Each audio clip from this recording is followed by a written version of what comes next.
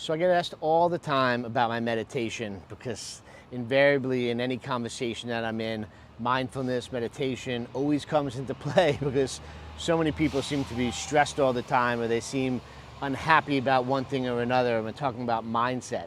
So I'm going to share with everyone the meditation that I do, and I'm happy to talk about this at any time if anyone wants to get in touch with me.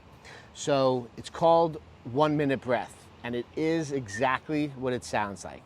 I take one breath a minute, and I do this for 31 minutes. I essentially take one breath in, I inhale for 20 seconds, then I hold it for 20 seconds, then I exhale for 20 seconds. So there are 3 sequences: inhale, hold, exhale.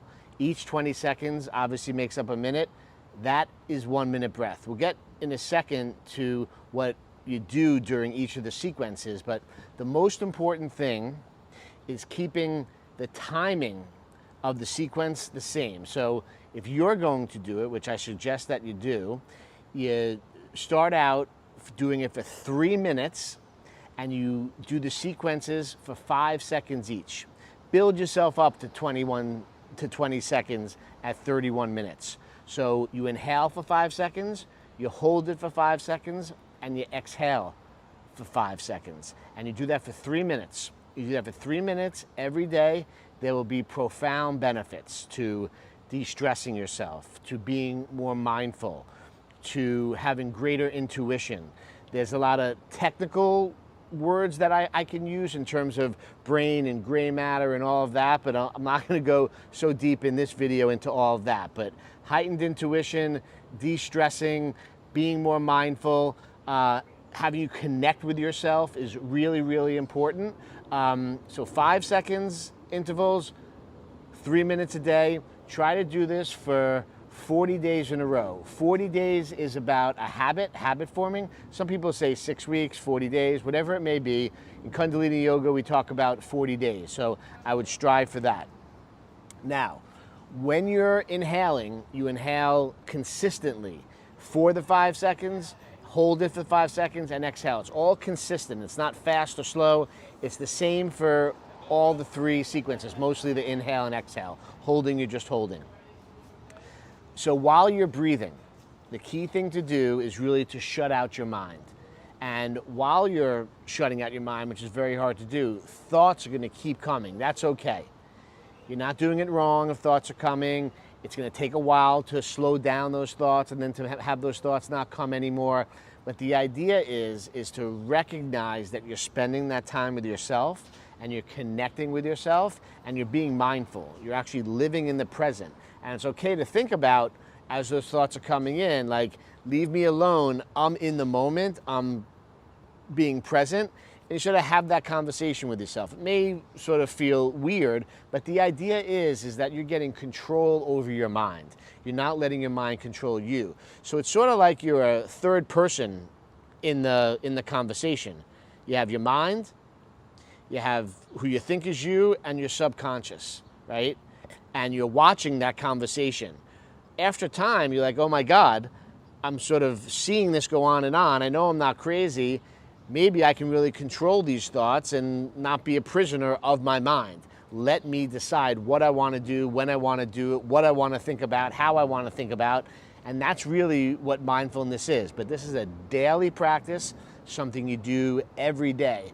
And one of the most impactful, profound things that happens when you do this every day, not only from de-stressing yourself and clearing your mind, is you end up creating space for yourself, with yourself in that process, and you create space for other people. Now that is really key, because once you start creating space for other people, that's when real kindness and mindfulness comes into play, because you start to have empathy and you start to really pay attention to other people, and that other people actually exist while you exist. And you start to open doors for people. You start to not honk horns at people. You let people cut in front of you when you're driving, right? That's all mindfulness. That's all being present.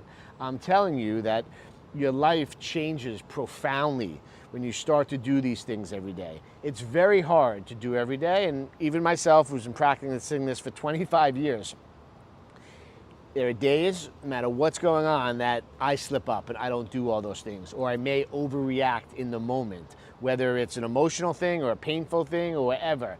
I still work on it every single day. Look, no one's perfect, but you got to start somewhere, and I'm well into the process here, and I understand all this. And the key thing is to first understand it and then really practice it. The key is consistency every single day, and keeping those sequences to those time periods. So the best time to do any meditation, yoga, working out is usually in the morning, is when people do it consistently. I wake up every day at 5 a.m. to do this. Sometimes it's earlier, it's rarely later, but that's the time that I'm able to fit it in, where I know that I do it every single day. I know it seems early, and that's probably a big excuse why people don't do any meditation, yoga, or exercise, because they can't fit it into their schedule. But this is something to fit into your schedule every single day, even if it means waking up at a time that you don't want to wake up.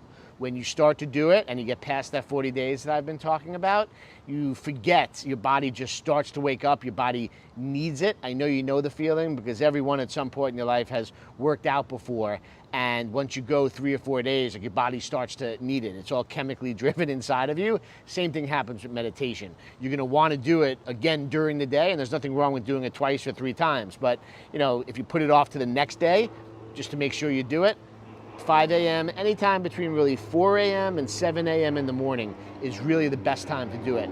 I've been doing this particular practice, 1 minute breath, for about, I think it's a little over 1,600 days in a row.